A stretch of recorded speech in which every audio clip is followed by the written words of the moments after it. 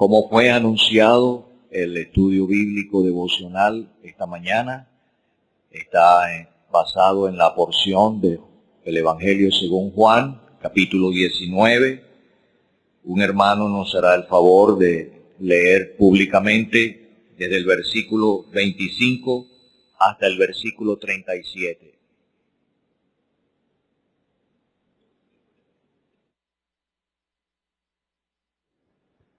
Estaba junto a la cruz de Jesús su madre y la hermana de su madre, María, mujer de Cleofas, y María Magdalena. Cuando vio Jesús a su madre y al discípulo a quien él amaba que estaba presente, dijo a su madre: Mujer, he ahí tu hijo. Después dijo al discípulo: He ahí tu madre. Y desde aquella hora el discípulo le recibió en su casa. Después de esto, sabiendo Jesús que ya todo estaba consumado, dijo: Para que la escritura se cumpliese, tengo sed. Estaba allí una vasija llena de vinagre.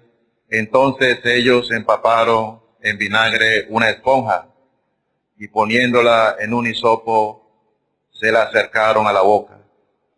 Cuando Jesús hubo tomado el vinagre, dijo: Consumado es. Y habiendo inclinado la cabeza, entregó el espíritu. Entonces los judíos, por cuanto era la preparación de la Pascua, a fin de que los cuerpos no quedasen en la cruz en el día de reposo, pues aquel día de reposo era de gran solemnidad, rogaron a Pilato que les quebrasen las piernas y fuesen quitados de allí. Vinieron pues los soldados y quebraron las piernas al primero y asimismo al otro que había sido crucificado con él. Mas cuando llegaron a Jesús, como le vieron ya muerto, no le quebraron las piernas. Pero uno de los soldados le abrió el costado con una lanza, y al instante salió sangre y agua. Y el que lo vio da testimonio, y su testimonio es verdadero. Y él sabe que dice verdad, para que vosotros también creáis. Porque estas cosas sucedieron para que se cumpliese la escritura: no será quebrado hueso suyo. Y también otra escritura dice: mirarán al que traspasaron. Que el Señor bendiga y prospere su palabra. El estudio es más corto hoy en tiempo, entonces es mi deber dar una introducción corta para favorecer la conversación y la intervención de los demás consiervos. 4 cosas. Primero, la atracción por su bondad. Estaban junto a la cruz de Jesús, su madre y la hermana de su madre, María, mujer de Cleofas, y María Magdalena. Y evidentemente por el versículo 26 también estaba Juan, el hijo de Zebedeo, primo hermano del Señor Jesucristo. Y él aquí se identifica, como es normal en este libro, el discípulo a quien Jesús amaba, a quien él amaba. Esto fue lo que hizo el mundo con el Hijo de Dios. Lo clavó en una cruz. Sacaron fuera de los muros de Jerusalén. Lo llevaron a un lugar llamado Gólgota. Y le clavaron allí y le crucificaron. Pero hay un grupo pequeño de personas que están cerca de la cruz.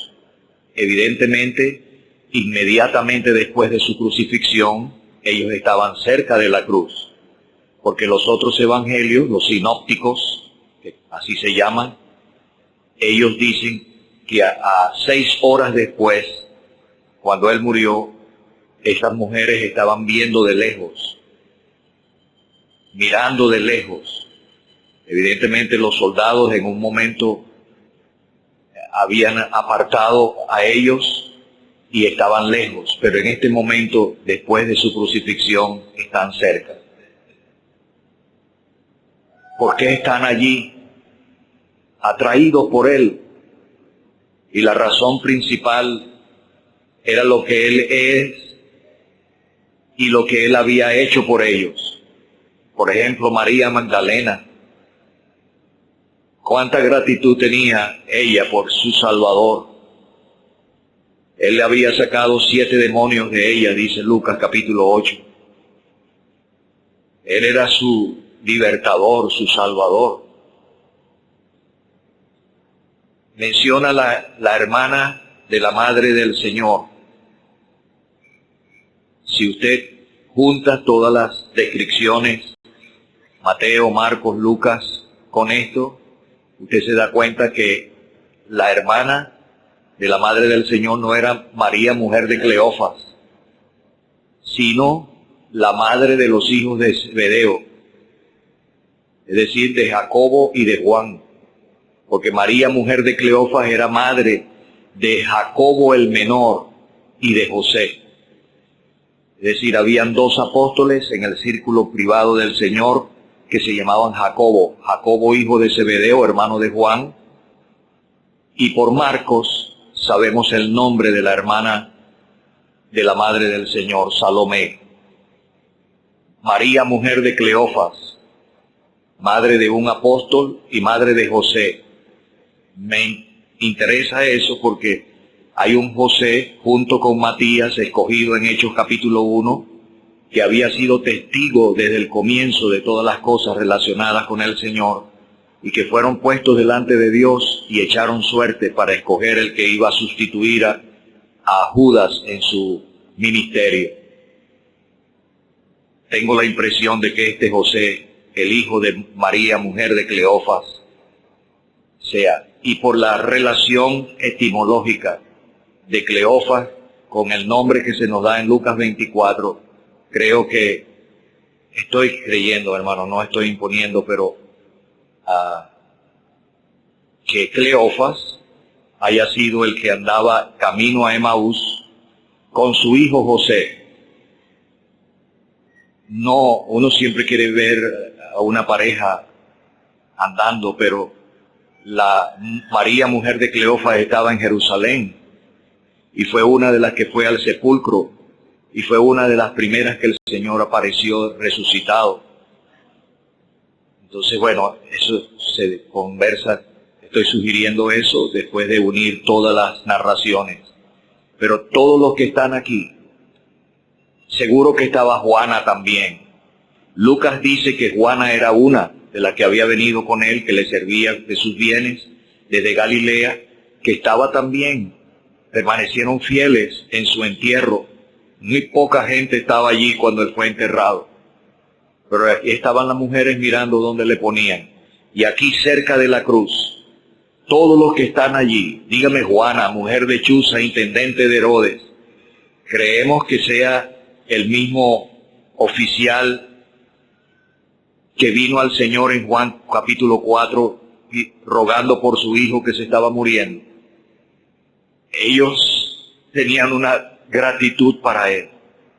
Y Juan, cuando escribe, él dice, el discípulo a quien Jesús amaba, a quien Jesús ama. La atracción es por su bondad. Y esta mañana, hermano, vamos a ir a la cena del Señor si el Señor no viene antes. Tenemos que no es algo mecánico, externo. El Señor dice, haced esto en memoria de mí. Debe haber una atracción en el corazón a uno que nos amó y se entregó por nosotros en la cruz.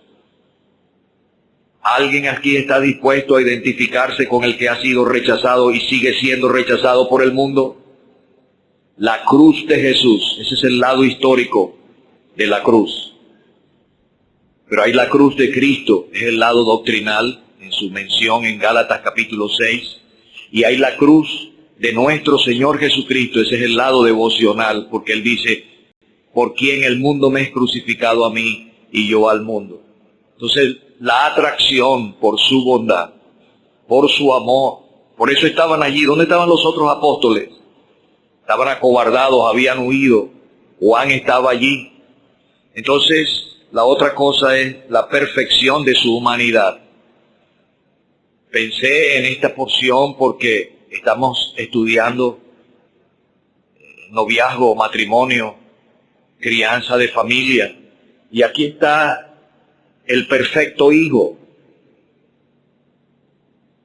El perfecto hijo, el perfecto hombre, antes de efectuar la redención, se interesa por su madre. Él era el hijo mayor de María, su primogénito, dice Mateo capítulo 1. Él como hijo de Dios, demuestra, tiene que ver con su deidad, pero es hijo de María. Y él es el hijo mayor de María. María tuvo otros hijos con José. José desaparece de la narración bíblica. Y él, evidentemente, tiene que ser que murió porque él asumió la responsabilidad de la manutención, de la atención de su madre y de sus hermanos menores.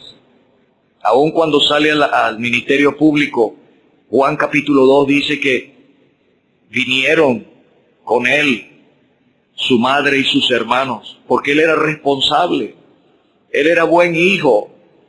Y entonces, ahora en su próxima ausencia física, ¿quién iba a atender a María?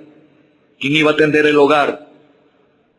Es una de las características del hogar piadoso, que el padre, la cabeza, se esfuerza en dar, instruir, formar a su hijo, porque él era hijo de José el carpintero, pero después es llamado el carpintero de Nazaret.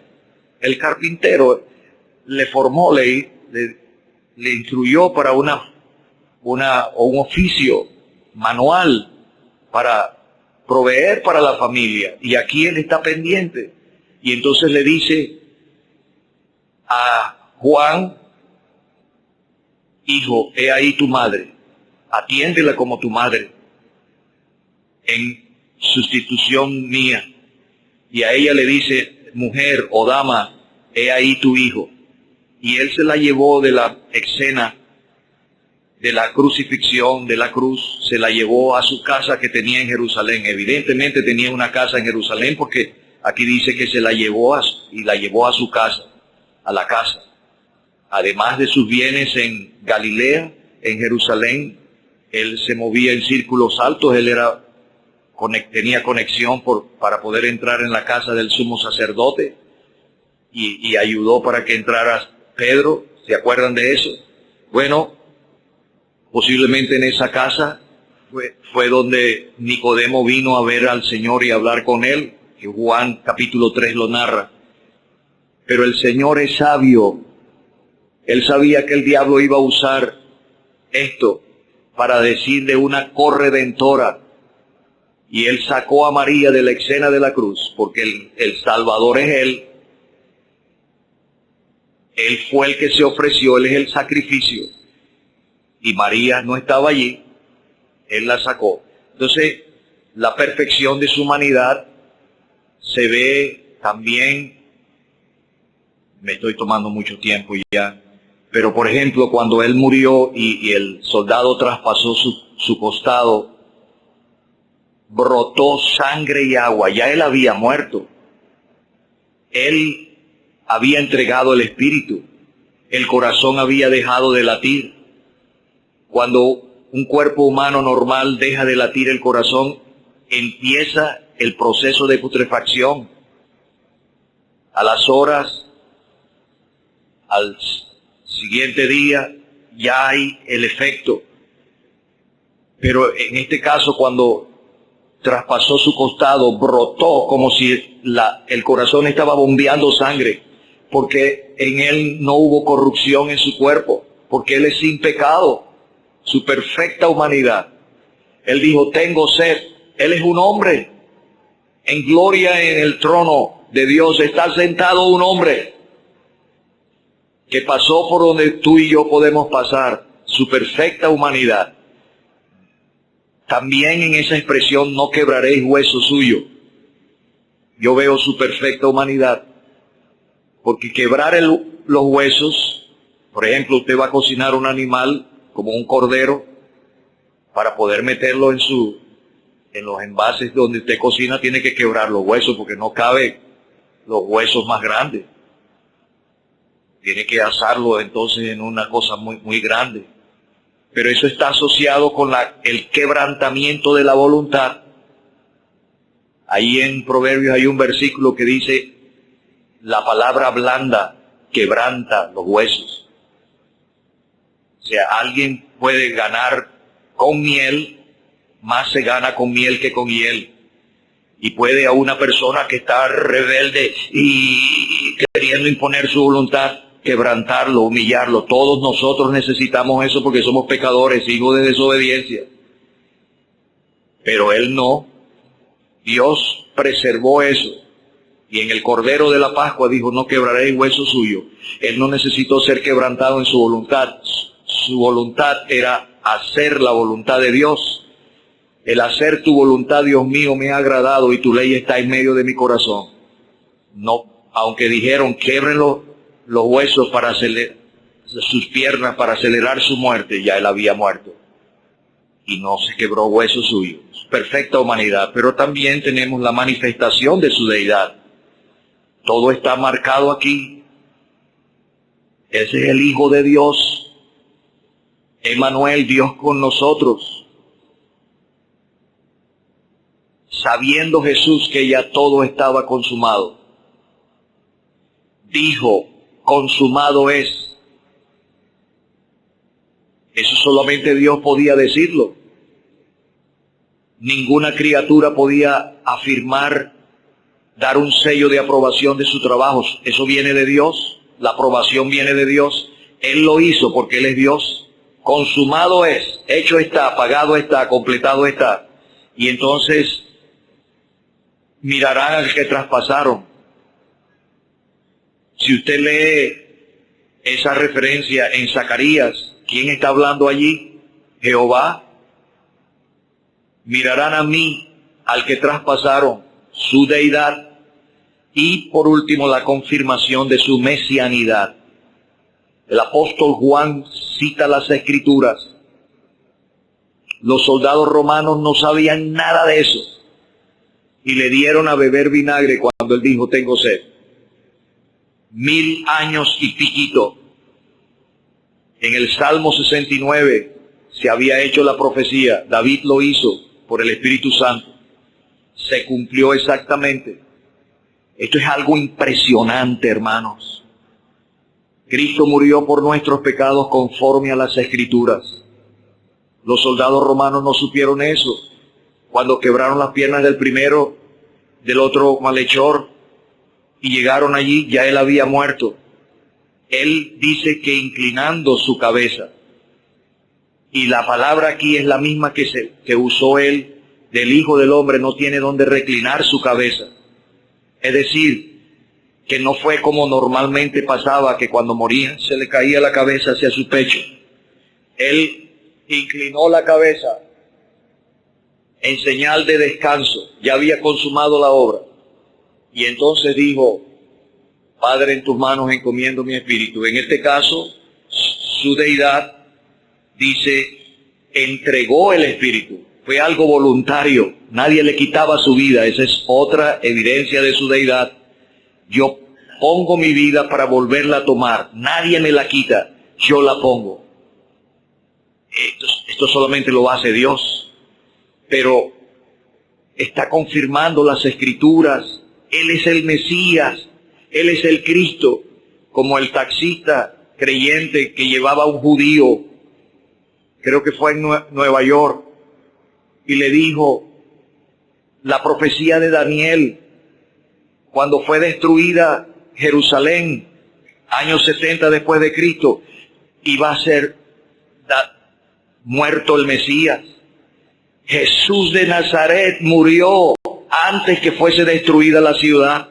Conforme, chequee la palabra, chequee las Escrituras, la confirmación de que Él es el señalado por Dios, el Mesías. Perdonen que yo haya tomado tanto tiempo, pero Vamos a la conversación.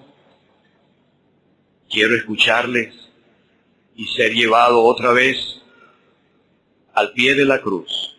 Él no está en la cruz, pero en el cielo vamos a estar mirando a un cordero como inmolado y siempre vamos a estar contemplando, aprendiendo del sacrificio de él cruento en la cruz del Calvario.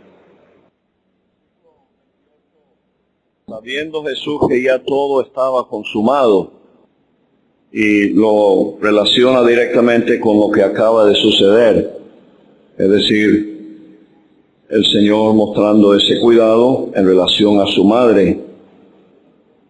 Entonces, ¿será que se refiere a ese mandamiento: honra a tu padre y a tu madre?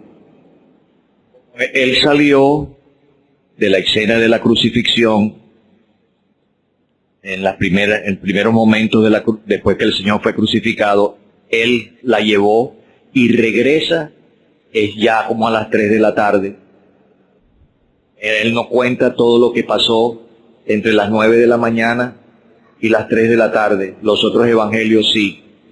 Él viene ya cuando el Señor ya ha terminado, ya ha concluido, él, sabiendo Jesús que todo estaba consumado, dijo para que la escritura se cumpliese: tengo sed. Entonces, allí yo lo relaciono es con la obra consumada, la propiciación hecha. Está bien. No, estaba en mente lo que el Señor había dicho en Mateo, capítulo 5, en cuanto a la ley. Ni una jota, ni una tilde, ¿verdad?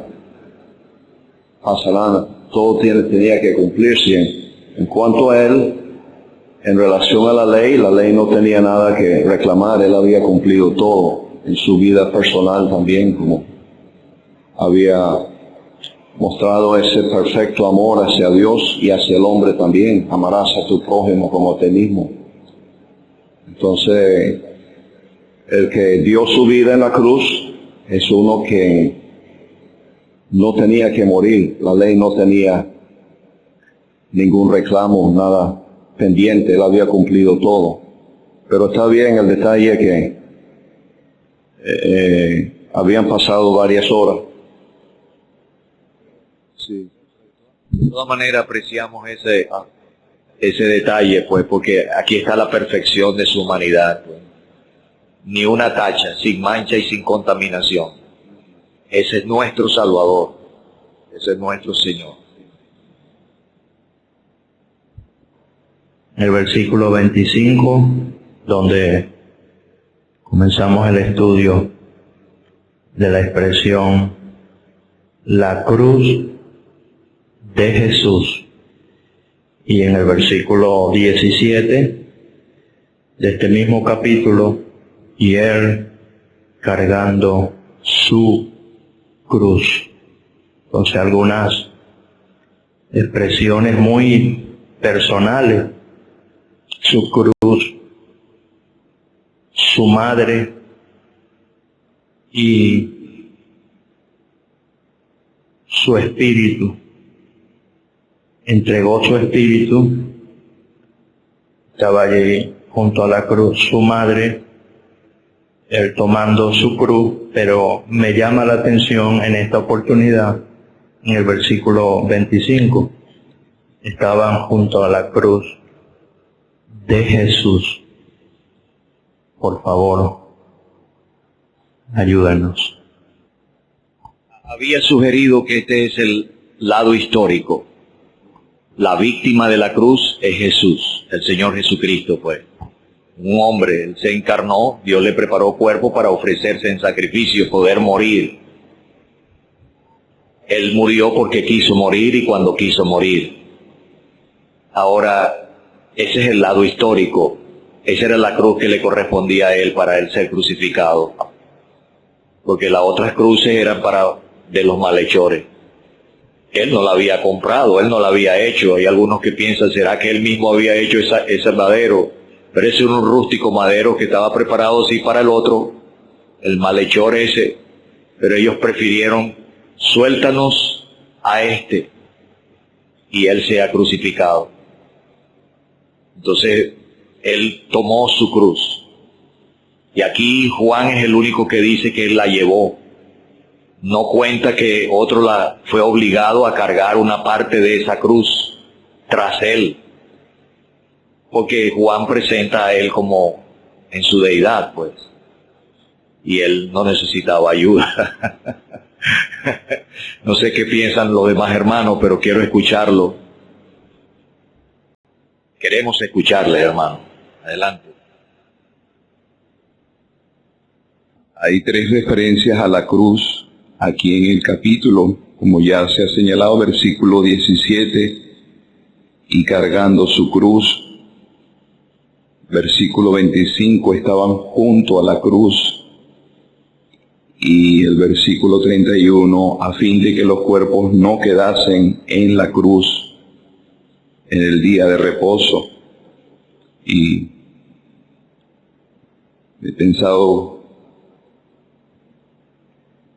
que la primera referencia, esa cruz no era de él, como ya hemos oído eso. Esa cruz fue elaborada, era para Barrabás, pero él asumió nuestro lugar, la sustitución. Él murió en lugar de él y de la humanidad. Pero los que estaban junto a la cruz, aquí como también hemos escuchado, ellos fueron llevados por su aprecio, su estima.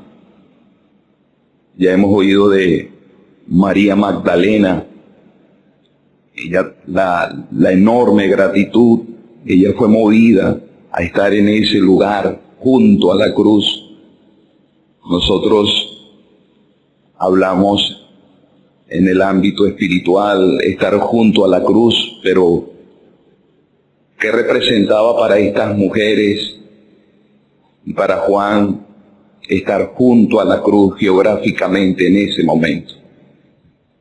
Había que tener una profunda devoción, amor, que no importaba lo que representaba para ellas estar allí identificados con él.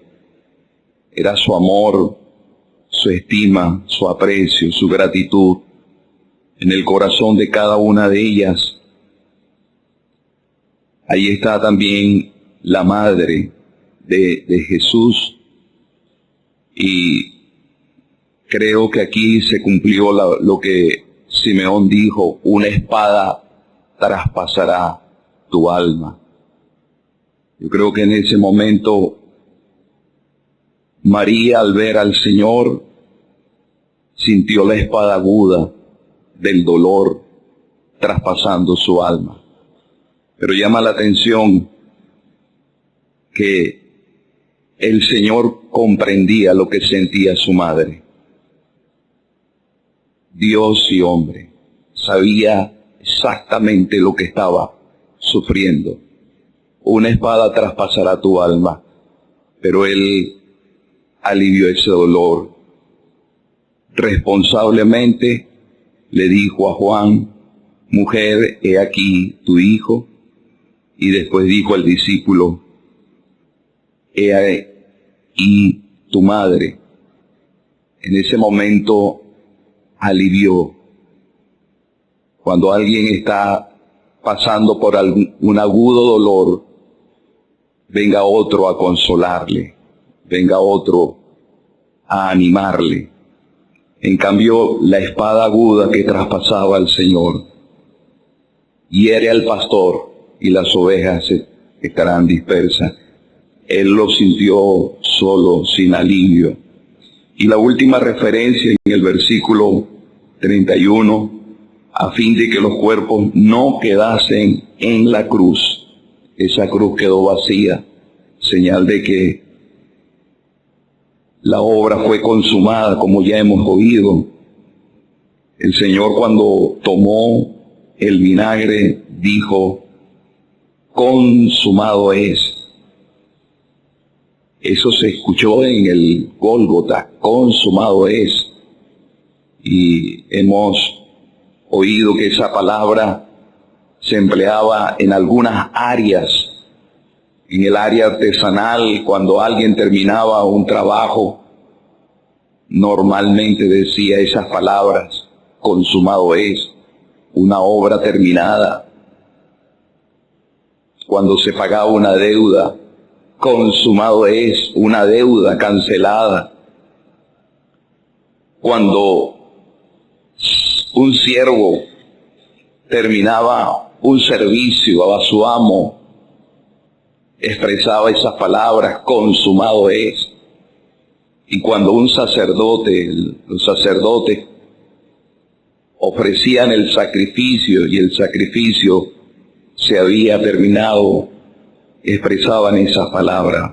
O sea, estas palabras eran conocidas por muchos: los sacerdotes, los comerciantes, los artesanos.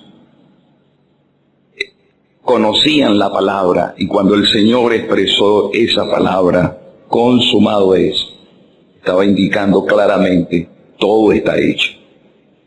Entonces, si todo está terminado, esa cruz quedó vacía. Entonces, la primera referencia a la cruz aquí en el capítulo nos hace pensar en la sustitución. La segunda referencia, el aprecio, la estima que cada uno de esos que estaban junto a la cruz. Y la última referencia nos habla de una obra que quedó terminada. Hermano Kenny, lo que usted yo le interrumpí, no desarrolló. Él estaba traspasado por dolores, estaba clavado y colgaba sostenido por los clavos. Para poder conversar, para poder respirar, tenía que afincar sus pies en el clavo que los traspasaba para poder respirar. ¿Cómo sería para conversar? Y aún así, él estaba pendiente de su madre, conversando. Él no está diciéndose, quejándose: oye, tengo mucho dolor, madre. No, estaba pendiente de ella. Eso es perfección en su humanidad, ¿verdad? Ellos no habían creído, ¿verdad? No había... Los hermanos no habían creído todavía. Parece que fue después de la resurrección de él que llegaron a creer. Entonces, qué oportuno, bueno, la provisión de Dios mismo, el control de él, que ahí estaba Juan. Y él pudo dar esa encomienda a Juan, ¿verdad? Después de la resurrección sí encontramos a María y los hermanos del Señor ahí en el aposento alto. Pero aún no eran creyentes. Pueden ayudar porque que indagaran más sobre la muerte del Señor, porque muchas veces participamos de la cena del Señor con el pensamiento que el dueño del mundo durmió. Entonces, ¿qué diferencia hay entre el sueño y la muerte del Señor? 1 Corintios 15 dice: enseñé lo que asimismo recibí, que Cristo murió por nuestros pecados. Aquí está hablando, todo está consumado, entregó el Espíritu. Entonces, algunos hermanos tal vez pensamos que solamente Él estaba dormido porque entregó allí, pero la Escritura dice que murió. Entonces, creo que al ir a la cena del Señor estamos anunciando su muerte y recordándole a Él también lo que Él padeció. Entonces, si pueden indagar más en esto, hermanos, nos pueden ayudar. Si ustedes ayudan respondiendo y entonces dan lo que tienen. Siempre me ha llamado la atención el versículo 35, la insistencia del apóstol Juan en lo que él vio. Él acaba de describir que el Señor entregó el Espíritu y los soldados le dieron ya muerto. Un soldado le abrió el costado con una lanza. Y entonces Juan dice, el que lo vio, ese era el mismo Juan, da testimonio y entonces él insiste y su testimonio es verdadero. Y eso tampoco es suficiente. Él dice, y él sabe que dice verdad. ¿Por qué tanta insistencia del apóstol Juan en esa realidad que él contempló? Él asegura que fue así. Bueno, todos sabemos la importancia pues de la muerte del Señor Jesucristo. No había otra forma de salvarnos. Él tuvo que entregar su vida, tuvo que morir por nuestros pecados. Y él da este testimonio y él insiste en que en verdad el Señor murió para que vosotros también creáis. La base de nuestra fe y de nuestra salvación es la muerte real del Señor Jesucristo. Me llama la atención sabiendo Jesús, sabiendo. Nos pudieran ayudar con esta expresión. Él podía saber en qué sentido que todo estaba consumado y siempre asociamos la consumación de la redención con su muerte, con su resurrección, pero aquí todavía no ha muerto. Entonces quisiera ayuda con la expresión antes de morir, él sabía que todo estaba consumado.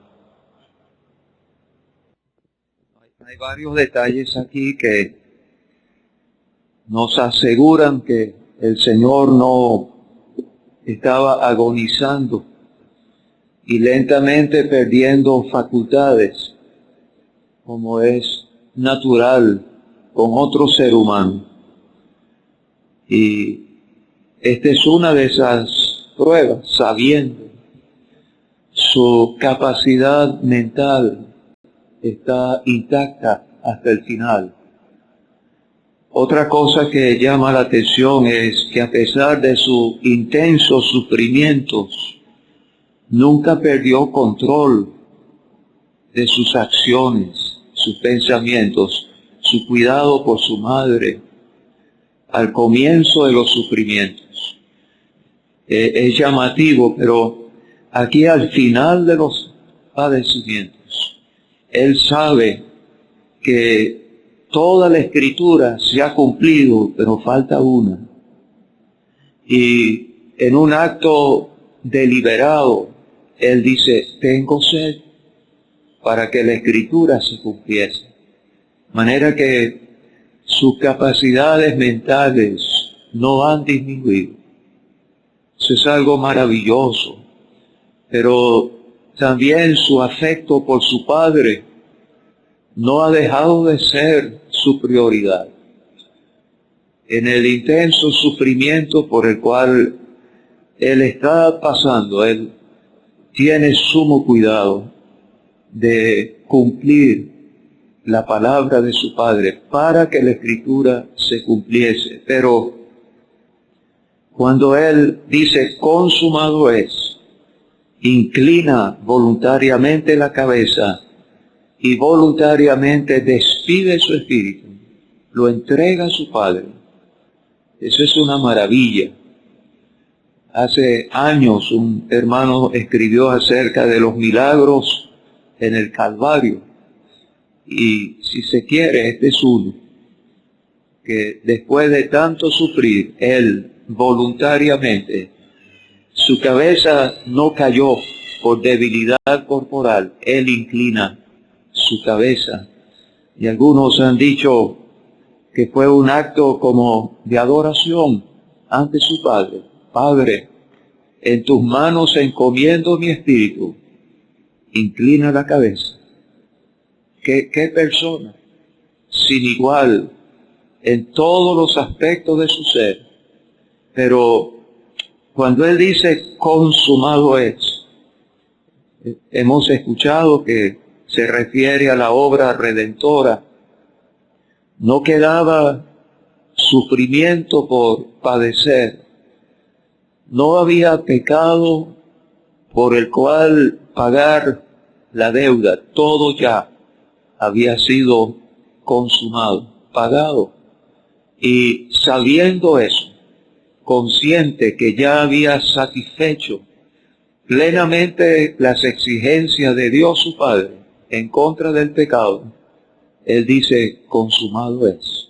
Eso da paz a nuestras almas. Dios está satisfecho. No hay nada pendiente. Él consumó todo. Y entonces entrega su vida. Pero quizás hay otro aspecto de esa palabra, consumado es, porque está asociado con el decir tengo sed para que la escritura se cumpliese. Él dijo, todo lo que está escrito de mí tiene cumplimiento. Y posiblemente esta expresión también incluye eso, consumado es. Y las centenas de profecías asociadas con su vida y su muerte, cada una había sido cumplida en el momento exacto que debía ser cumplido. Pero Él cumplió esa escritura voluntariamente a propósito diciendo, tengo sed. Pero después de morir, siguen cumpliéndose las escrituras. Y Dios está controlando los eventos para que las escrituras relacionadas con su Hijo se cumpliesen. El versículo 36, estas cosas sucedieron para que se cumpliese la escritura. No será quebrado hueso suyo. Esa es una referencia a la Pascua. No se debía quebrar el hueso del Cordero Pascual, números 9 y 12. Si se hubiese aplicado la pena capital que la ley exigía, ser apedreado, si se hubiese quebrado hueso. Pero Dios, en el cumplimiento del tiempo, envió a su Hijo en el tiempo del Imperio Romano para que la pena capital de crucifixión fuese usada y no se quebró hueso suyo. Ese es un cumplimiento exacto, preciso de esa figura. En el versículo 28, Él cumple la escritura que tenía que ver con ese momento. En el versículo 36 se cumple la escritura de una figura, la Pascua. Pero en el versículo 37 se cumple otra escritura por vía de aplicación. Mirarán al que traspasaron. Esa escritura se va a cumplir plenamente en un día futuro, cuando Él venga en gloria. Pero aquí tenemos un ejemplo de cómo el Señor y Dios su Padre usan la escritura. No es el tema devocional, pero nos ayuda a saber cómo aplicar escrituras y cómo interpretar escrituras de interpretación directa. Algunos dicen que el Señor estaba muriendo, otros dicen que estaba agonizando. Él dijo que Él ponía la vida y volverla a tomar, que nadie se la quita.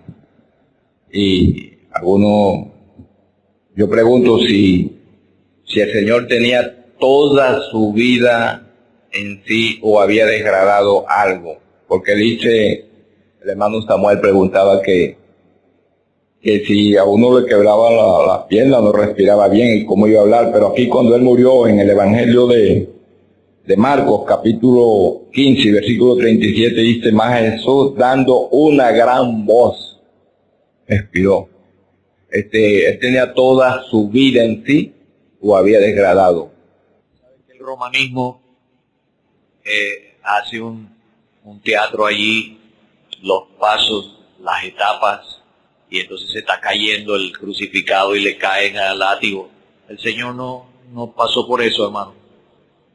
Él llevó su cruz y evidentemente, como usted está sugiriendo, Él no agonizó, porque nosotros sí agonizamos, luchamos y se ve en la persona que está agonizando, que se va hasta que hace este movimiento, se fue el espíritu. No pudo con la muerte venció, pero no pasó con él. Él dio su vida, murió cuando ya todo estaba consumado, cuando él quiso morir. Y eso es sorprendente porque no era lo normal. El centurión se dio cuenta que él nunca había visto eso. Él murió de una manera que nadie jamás había muerto. Como el verbo que se usa de inclinar la cabeza es el mismo que se usa ya, el verbo clineo, pues. Yo estaba conversando con el señor Vine antes de venir para acá, entonces corroboró eso. El uso de ese verbo no era inclinando hacia adelante, sino inclinando hacia atrás, en señal de descanso. Él tenía pleno control. En el caso de el creyente, han dormido en Cristo. En 1 Tesalonicenses 4, cuando se dice los que durmieron, siempre el verbo está en voz pasiva. Es otro que lo pone a dormir. Yo me consolé mucho cuando recordé esa verdad y oyendo predicar al hermano Pablo Thyssen en el entierro del hermano Anderson, porque él murió instantáneamente y uno se pone a pensar y se aflige. Nos dio mucho dolor, pues, la partida de él inesperada.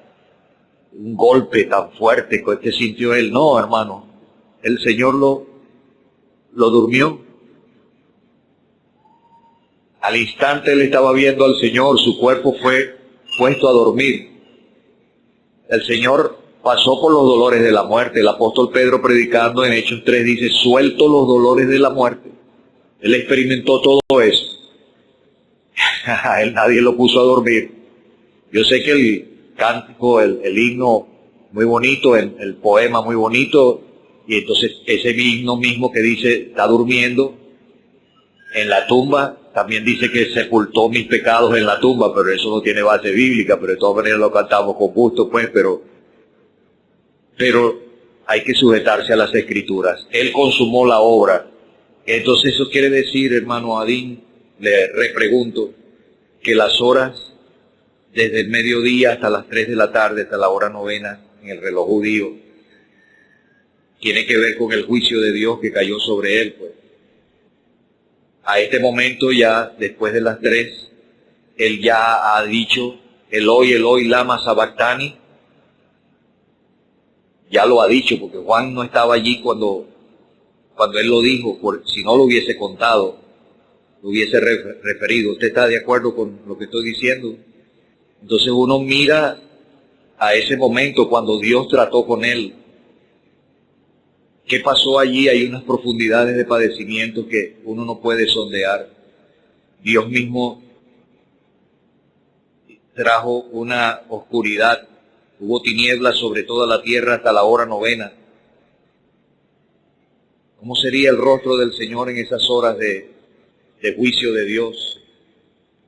Pero por lo menos el doctor Thompson siempre quería que no solamente nos afincáramos en las 3 horas finales, sino en todos sus padecimientos, pues, a mano de los hombres y directamente de parte de Dios, sabiendo que ya todo estaba consumado. Yo, como dice el himno, heridas de Jesús, cuán elocuentes son, expían mi maldad y me hablan del perdón, y mi rescate leo allí, pues, que Jesús murió por mí.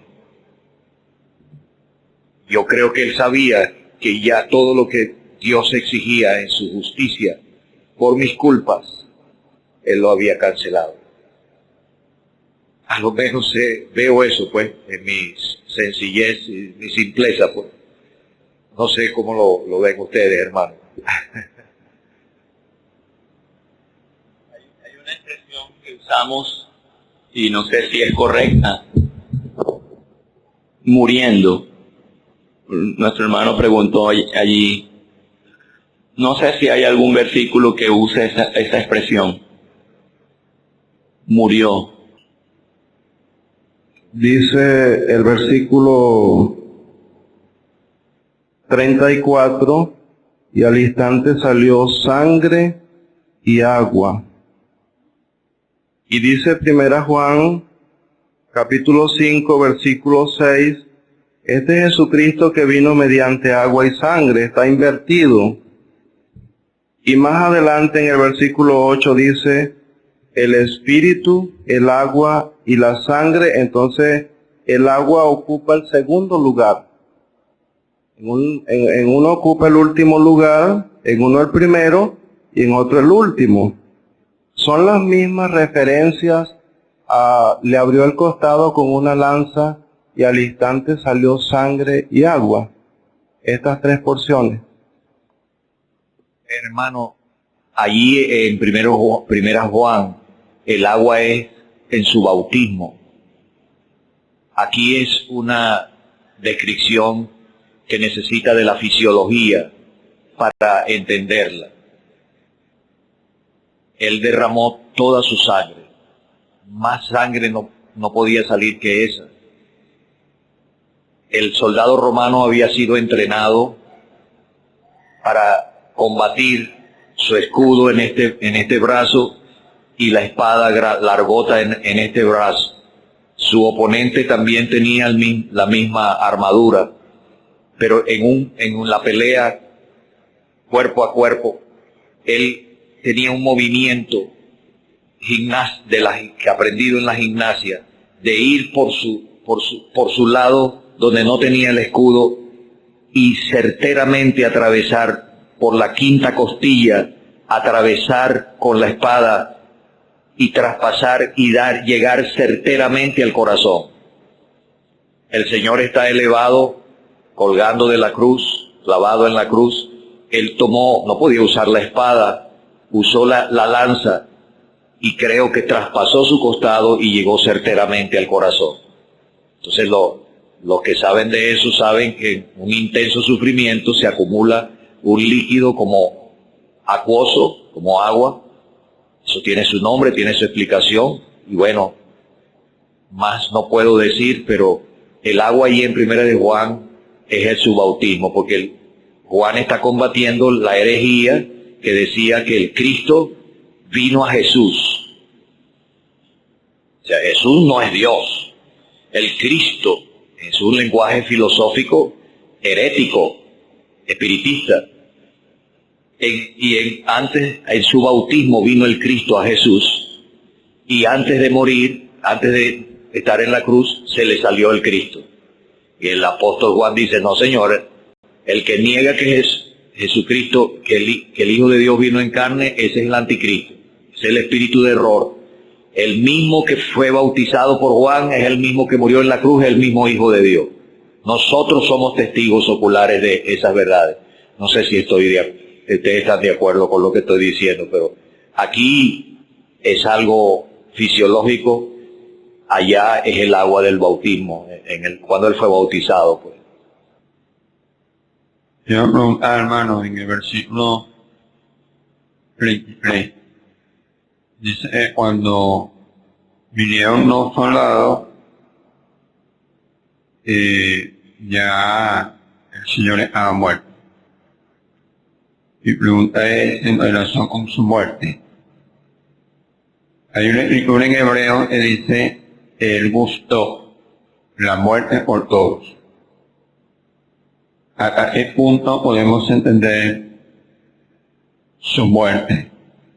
Porque uno pudiera tener un pensamiento equivocado, porque como la escritura nos enseña, Él es el autor de la vida, no podía morir, Él era sin pecado, pero aquí la escritura nos dice, Él murió. Él murió, le vieron ya muerto, es una evidencia palpable. Él entregó su vida, Él no había dicho, yo de mí mismo la pongo, tengo poder para ponerle, tengo poder para volverla a tomar. Entonces, en ese sentido, comprendemos su muerte cuando la escritura nos enseña también que Él la gustó por todo. Si la muerte es un enemigo. Solamente en relación a la pregunta digo que hay el mismo problema en algunos relacionado con su nacimiento. Lo que dicen que en el rezo tradicional, María Madre de Dios, ignoran que Él como Dios no tiene principio, Él es eterno.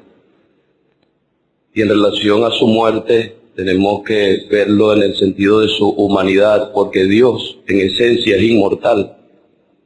Es muy profundo para mí, no puedo decir más. Él como Cristo, como Jesús, tuvo un principio en su encarnación, pero Él era el Hijo eterno de Dios, como Dios es eterno.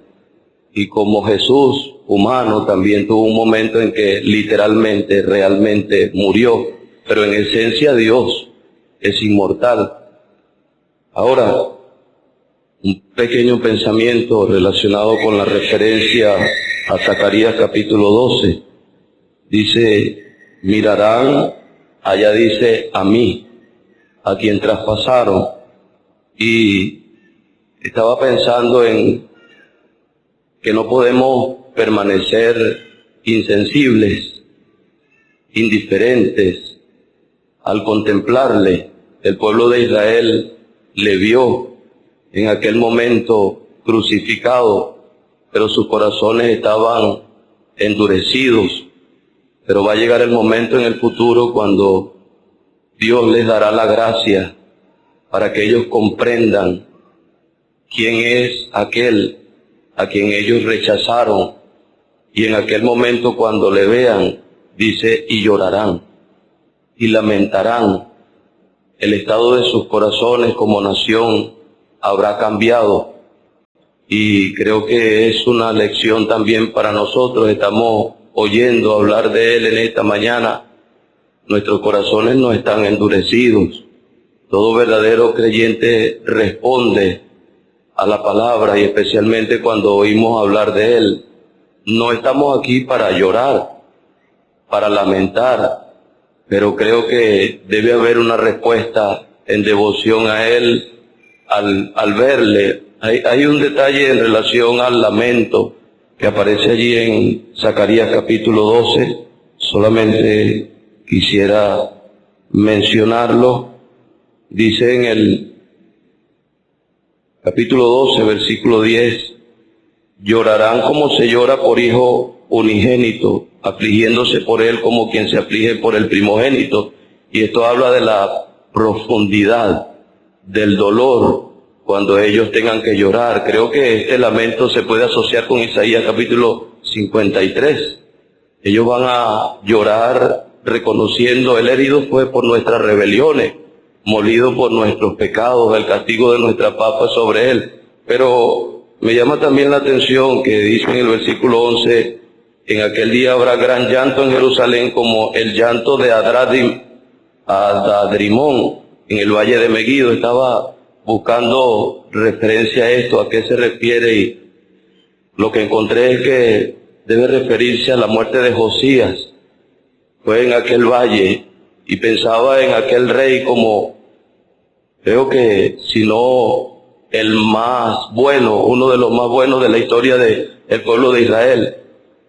¿Cuál sería el dolor del pueblo judío cuando supo de la muerte de Josías? Pero cuando revisamos en Segunda Crónicas la muerte de Josías, encontramos algo que por contraste nos lleva a pensar en la perfección de aquel de quien está hablando Juan en ese versículo. Mirarán a mí a quien traspasaron. ¿Por qué murió Josías? Dentro de toda su vida tan intachable como rey, justamente al final de sus días, él no entendió que las palabras de Faraón Necao eran palabras de Dios. Y esto le llevó a la muerte, pero esto no ocurrió en el Hijo de Dios. Allá lloraron por uno que no comprendió las palabras de Dios y esto le llevó a morir. Pero aquí ellos van a llorar por uno que, habiendo comprendido cabal y completamente toda la palabra de Dios y habiendo cumplido totalmente toda la palabra de Dios, murió. Pero ellos van a entender, murió por nosotros, por nuestros pecados. acuerdo en entender que esa expresión mirarán al que traspasaron es que aún en su manifestación en gloria él todavía lleva las heridas de la cruz. Los huecos están abiertos, no se han rellenado, no, y quedan nada más huellas, no, las heridas abiertas. Mirarán al que traspasaron. Solamente con ver a él, todo el mundo va a entender. Él fue el que murió en la cruz. Saulo de Tarso tirado en el piso y viendo en gloria a Jehová, él le dice, ¿quién eres, Señor? Yo soy Jesús. Él está viendo un hombre exaltado en el trono de Dios. ¿Quién eres? Y él entendió allí, el Hijo de Dios es él, y me amó y se entregó a sí mismo por mí. No, hermano, no. Nuestros corazones no resisten la fuerza del amor del Señor. Quedamos rendidos. Hermano Miguel, yo no sé, antes que el hermano Andrew diga que se acabó el tiempo, ¿usted no lo va a decir algo? Estaba pensando, hermanos, en el cuidado tan particular del Señor. Hicieron referencia a lo que Él le dice a su madre, mujer, he ahí tu hijo, pero también se lo dice a Él, le dice a Él, he ahí tu madre. Si está pensando, entiendo así, hermano, no solo en ella, sino en los dos.